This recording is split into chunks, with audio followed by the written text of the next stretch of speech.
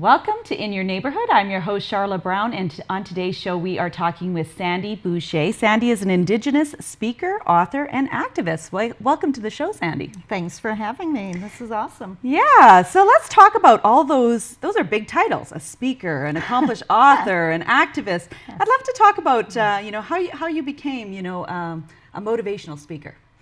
Well, actually, good story, good question. It was never my plan. That's for sure.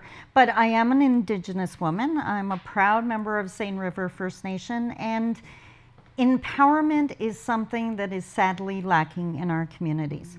The reality is, not to get big and heavy here, but the reality is, if you know anything about the history of Canada, it involves oppression. And I don't ever want to imply that Indigenous people are the only people that were oppressed, because that's not the case. But it was definitely widespread, and it was definitely felt through every Indigenous community, and affects today every Indigenous person. So before I got into this field, I used to be in employment and training.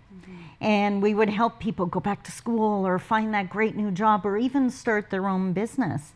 And I did that for 20 years. But what I noticed was they would go to school, and if they made it through school, nothing really changed. They didn't go on to the career, or we got them that great job and they made it through the interview and it looked awesome, and then something happened and they ended up quitting. And often over time, I was like, what's happening? Why? They have the opportunities. Why are our lives not changing? And it took a while, but I realized it was oppression's bad enough. Internalized oppression is the worst. That's when you take all of that stuff that's being said, all those negative stereotypes, and you start believing it yourself. So now you start self-sabotaging. Now you talk yourself out of your dreams, or don't even try going to school, because deep down inside you're worried that it's never going to really happen anyways. And the last thing you want is to prove those fears right. So you don't even try.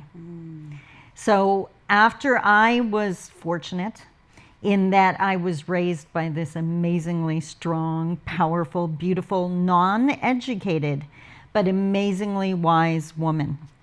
And now I know, looking back, she suffered from the effects of oppression as well. And I can see that in certain behaviors she had.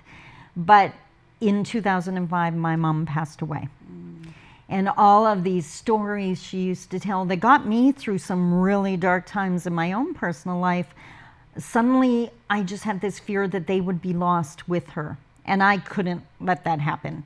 So with no plan at all, I sat down and I wrote my first book. And it was just a little story for every day, Mom's stories as told through my life experience. And I sat down and I wrote this book and I designed my first seminar, and that's how it all started. I want to help Indigenous people and any person that I work with to realize you're unique, you're beautiful, you're strong. I believe in people before I've even met them. So it's a great place to be. Awesome, awesome. And Indigenous or non-Indigenous, the book is great because it's all kinds of life stories, right? That you can apply to anybody's life, and it's how it's broken down into kind of little short stories that you can pick one a day or read through the whole entire book, or exactly. And it's written in conversational English. So I love it when I run into someone who's read the book and they look at me and say, it sounds like you. I'm certain you laughed at this point, and I laughed, and some pages make you cry, and some pages make you think and reflect, and that's exactly what it's supposed to do. Awesome, awesome. So let's talk about the things that you do. So, you're a speaker, you're a trainer, you're an author, you're an activist. Tell me kind of what a day looks like for Sandi Boucher. Everything and anything. I'm an entrepreneur, what that's like. So everything from marketing to following up on proposals to going out and delivering seminars. I travel all over Canada. I've worked everywhere. When I say schools, one of the most challenging events I ever did, I had to speak to a JK class. Oh, wow. Anyone who's ever done that, I'm not a teacher, you talk fast and you're funny, because you've got about 20 seconds to get their attention. So I've spoken in public schools, high schools, colleges, universities. I've even spoken in jails. I've spoken at a wide variety of conferences, everything from small, municipal conferences to national conferences. And I've spoken at Chamber of Commerce events, a lot in Indigenous communities, but I love the fact that with each year, I speak more and more in mainstream. There's a lot of really amazing people out there who want to build bridges, who want to understand, who don't know what they should be doing, but who want to learn, and that's who I work with. Right. Let's talk about some of those topics. So you're speaking to, a wide variety of audiences. Do those topics vary? What kind of things do you cover? Everything and anything. So I started out with personal empowerment, as I said, really going after that self-esteem, believing in yourself. I go into every seminar as if I've got one shot to make a difference. So I'm going to bring everything I got to that seminar. So I work with youth. I work with women's groups. I work with communities as a whole, whether it's an Indigenous community or a municipality. Or I work with our allies in mainstream, and it can be anything, conflict resolution, strategic planning, how to have a plan in place that does encompass everybody to ensure that you're not working against your own goals, right? Like I said, conflict resolution is a huge one. Leadership development's another one. Finding your voice for Indigenous women to be able to speak up and share how they feel about things, that's huge, huge. Absolutely. What are some of your biggest goals or outcomes that you want your audience to get out of every time you step into a room or take that stage or grab that microphone? What are you hoping to leave behind? Well, I have the motto of my company. And I always say, if you leave one of my seminars believing in me, then I've failed. But if you leave here believing a little bit more in you, in your abilities, then I've done my job. Wonderful. So that's it. So let's talk a little bit about why you've chosen Indigenous empowerment.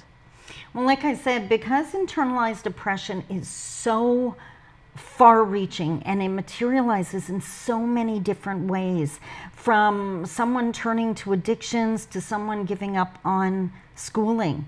And I never wanted to replicate what was out there. We have amazing programs that go after the unemployment issue. We have programs out there that deal with addictions. We have programs for the housing crisis and the water crisis. All of those are essential. I would never want to see those disappear. But I go after the root cause. What caused them to drink? What caused them to drop out of school so they can't be employable? And that's that internalized depression. So if I come in and help them realize that they feel bad about themselves, not because they should, but because of the environment that they live in, suddenly they start recognizing these symptoms. I introduce it to them as if they have a cold. If you get a cold, you're going to get the sniffles, you're going to get body aches, you're going to feel icky.